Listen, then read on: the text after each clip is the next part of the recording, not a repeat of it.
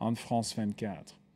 Welcome back, or welcome if you're just joining us. This is the France 24 debate. We're wondering, what is Turkey's tipping point after one of its planes was shot down by the Syrians? There was a special meeting today in Brussels of NATO, which had been called for by Ankara. With us to talk about it is Abdullah BOZKURT of Turkish English Language Daily, today's Zaman. Welcome back, sir. Welcome back as well to Laurie DUNDON of the Partnership for Secure America and Jonathan Paris of the Atlantic Council.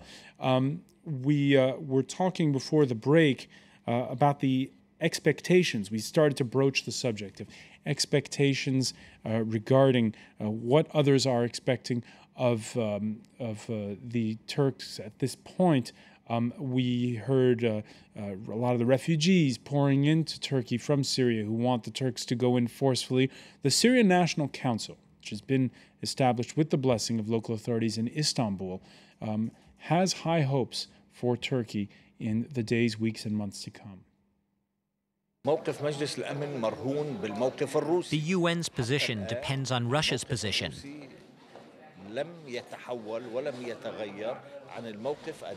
Russia's position hasn't changed so far. My advice for the Turkish government is for them to seek NATO's support or to seek the aid of the Arab countries which support them. See the help of the Arab countries that support them. By that, I guess we're supposed to mean the Gulf states? Yeah, principally Saudi Arabia, the GCC. There seems to be a distribution of labor here, Jonathan Paris. You've got, on the one hand, this past week, the French Foreign Minister talking about communications expertise. You have the Turkish authorities housing the civilian umbrella group, the Syrian National Council, and you have the Gulf states sending weapons. And money and cash. And so with this distribution of labor among those who support the Syrian insurgents, everyone can say, well, it's not me who's actually in charge of anything. Yeah. Well, I think it's more important to getting back to what Laura said before the break. It's not likely that we're going to see military intervention, at least in the short period. But there's a lot of things that can be done between military intervention and not doing anything. And I think your question about division of labor reflects that that what this crisis over the airplane does is it focuses people to think about what we can do, what each of us can be doing, and what we can help Turkey do to get further into that sphere where we might see the end of the Assad regime. That seems to be the goal of at least everybody except for the outliers whom you mentioned earlier. And so I think it's important that these kind of incidents be a challenge but an opportunity for the Western world and for the players you mentioned, the Arab League, Turkey, to each come up with something additional, whether it's sanctions, whether it's pressuring Russia and China, which Hillary Clinton's trying to do, whether it's threatening with the criminal court, which Haig from the British Foreign Secretary has done. All these things can be done. But above all, Turkey needs to be supported. Sometimes they appear as if they have more bark than bite. Erdogan's speech suggested maybe they're moving from bark to bite. And I think that needs to be encouraged by their NATO colleagues. Abdullah BOZKURT, we've discussed Turkey's role or the expectations for Turkey often on this show in the past. And there kind of is this feeling, we've had panelists before, sort of secretly or not so secretly, egging Turkey on, hoping Turkey will be the ones to send those troops in. How do you feel about that? Well, a lot of Turkish people are very anxious with sending troops to Syria. There's not popular support for such kind of action at the moment, unless we see dramatic, events happening in Syria, unprecedented scale, killing, thousands of people in a mass murder way, or sending PKK terrorists across the border. That kind of things, I think, may be a tipping point.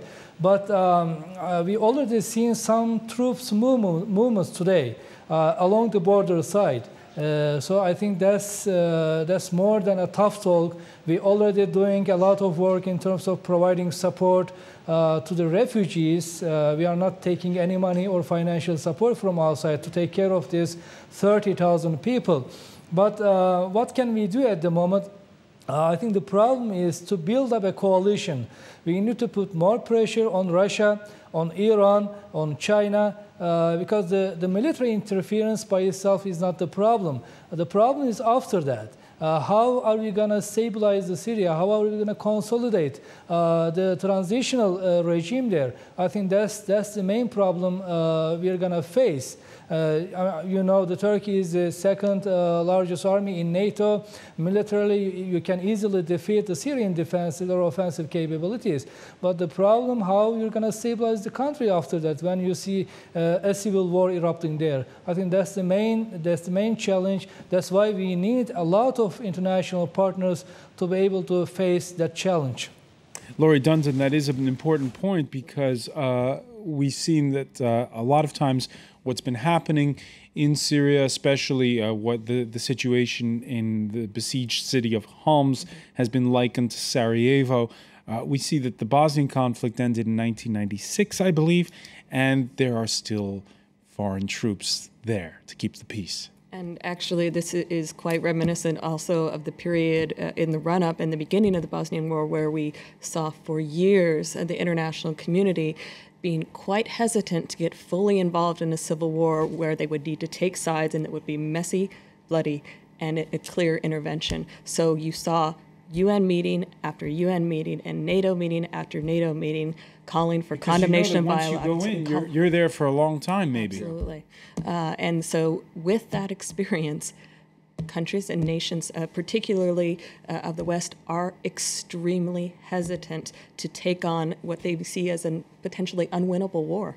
All right, you mentioned Jonathan Paris a moment ago, some of the ways to perhaps change things, the pressure that's been put on, I don't know if you can call it pressure, on the Russians to change their stance. Now, we've seen some mixed signals out of Moscow this Tuesday. Vladimir Putin, whose Middle East tour took him to Jordan, accepting an invitation to send his foreign minister to attend an international meeting on the conflict in Geneva on Saturday. On the other hand, Moscow deeming the shooting down of that Turkish plane as something that was unintentional, and also putting out a statement that at that meeting on Saturday, which will be hosted by Kofi Annan, that the foreign minister, Sergei Lavrov, saying it's a shame that Iran is not a participant so far. He said Iran's participation is crucial to the success of that meeting. Do you get the sense we're always looking for little signals? We're clutching at straws, perhaps. Has Russia's stance changed at all?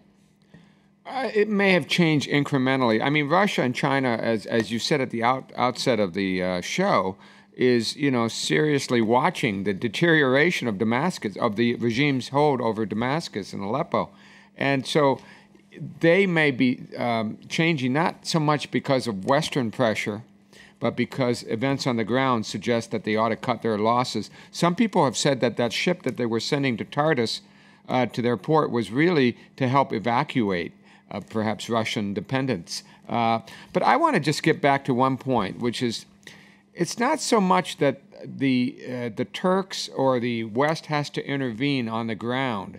I think what the Syrian opposition need is they need the weapons, they need the communication equipment, they need help, but they can do what they need to do to get this Assad regime out. They just need that stuff, and you had the feeling. Again, the question is, who do you give it to? We know that there have been reports of the CIA being on the ground to try to figure out who they're supposed to give the weapons to. Well, special forces is another matter, but I'm talking about overt military intervention is not what I think the opposition really wants. I think they just need help for them to carry on this fight, because it's their fight. Sending weapons into an area is not proved to be a great idea in the past. But you see, what weapons do for the Syrian opposition is they create zones of deterrence, so that when you have 5 or 6 tanks blasting at civilians in outskirts of Homs, there's a way to neutralize those tanks with 1 or 2 anti-tank missiles. I'm not talking about giving them jets and everything, but I'm talking about trying to help them defend their towns from what we saw last month were earlier this month were massacres. So I think we need to be a little bit more nuanced in how we can support the opposition. Just to tack onto that, I mean, I think this is a very real debate going on within Washington right now, whether and how to arm, because of also because of a legacy of past cases of working with dissident groups and having arms go in, and so much hesitation in the debate in Washington right now over whether you could potentially, by accident, put arms into the hands of some extremists affiliated with al-Qaeda. And the fear of that possibility almost strangles the option in and of itself. So you eliminate one option, one non-military intervention option from the U.S. Their hands are tied on a lot of diplomacy. We see that the Obama-Putin meeting didn't get very far in changing any dynamics of the UN Security Council. But the U.S. is not the only country that can provide weapons. No, absolutely. And that's it goes back to the division of labor concept, which I think you touched on earlier. Yeah. Interesting editorial in today's Financial Times, which hailed Ankara for its cautious and multilateral approach. The Turkey's caution on the Syrian slope, and also squarely turned its attention to Russia, saying, were Moscow to be provided with assurances that its geopolitical interests will be respected even in the event of Assad's downfall, it should feel more comfortable about using its finance leverage to force talks with the rebels. And that's a question a lot of people have been asking is, why don't we just have a meeting in Moscow? Just have a meeting in Moscow? Well, they did have a meeting in Moscow on a different subject, and it wasn't that successful. I don't know what's couldn't the international community decide that let's have the meeting in Moscow, and that way it'll bring everyone to the table? I don't see the location as important. I mean, I think you're making a good point. Russia has been very confusing, and I believe confused on this. On the one hand, they're risking their whole reputation. And they got burned in Libya. They got burned in Libya, but look, they're fighting the wave here. There is a wave going on. We see it from Tunisia, Egypt, Yemen. Why can't they do a Yemen here? That is, find a way. You know how the West and Saudis, we all work together to ease Mr. Saleh out of power. It took a long time. But Assad's in a similar position as Saleh. He wants immunity. He wants protection for his family. And this is where Russia can really help to make an orderly transition from the Assad family to some caretaker government. Abdullah BOZKURT, there was a regional summit this Tuesday, and the Russians did not attend. How do Turks feel about it? The Russian president that's kind of shocking, because this regional organization called Black Sea Economic Cooperation Organization, there are 12 members, and Turkey and Russia 2 heavyweights, and both are G20 members. And this is the first time Russian President Putin did not attend on the 20th anniversary. He attended in 2007 for the 15th anniversary, just like we saw in a G8 summit when Putin snubbed Obama in Camp David. He didn't attend, but he attended a meeting in Los Cabos for G20. And he did the same in this case for the regional organization. He refused to come to Istanbul. Instead, he went to Middle East, the Palestine and the Israel.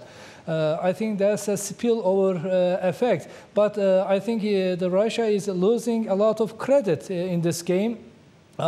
Just by not showing up either in G8 or in Istanbul meeting for the Black Sea Economic Cooperation.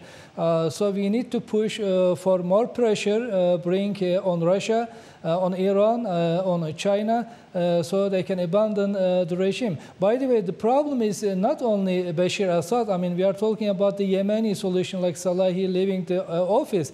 But the Bashar Assad is not the only problem we are facing in Syria. We are talking about the minority regime. It's very brutal. So how are we going to make the transition from this minority establishment to the democratic one, even if you take the Bashar Assad out of the picture? you have to give some kind of assurances to the minority Alawite group in Syria, so they do not face an outrage after the Assad leaves the post. So, in other words, the second question, though, the corollary to that, Abdullah BOZKURT, is: are more weapons a good idea? I think at the end of the day, it's up to the Syrian people to decide their fates. I know there are a lot of resentment for the military interference, even jointly by Turkey and Arab League. And we don't see any real enthusiasm either from Turkey or from the Arab League. When you talk to Qatari people or Saudi people, they just say, well, we have to throw the money out and somebody else take care of the problem. That doesn't work out. So you have to have a very strong opposition on the ground, with the financial resources and military means to deal with the regime. In the meantime, you have to be able to limit the power that the Bashar Assad regime used against the opposition. I think the Prime Minister of Turkey today, in his speech in the parliament, signaled that if there is any heavy artillery, either choppers or the planes or the tanks approach to the Turkish side of the border, they're going to react to that. They're going to see as a threat, and they're going to take him out, even they are in the Syrian soil. That might give some room for the opposition or the Free Syrian Army to have some kind of shelter within the Syria close to the Turkish border. And then that might change the situation. And it's a situation that we're going to continue to monitor. Abdullah BOZKURT, thank you for joining us from the Turkish capital, Ankara. I want to thank as well Laurie DUNDON and Jonathan Paris for being with us. Thank you for being with us here in the France 24 debate. Stay with us. Coming up next, it's time for business. Marcus Carlson will be joining us.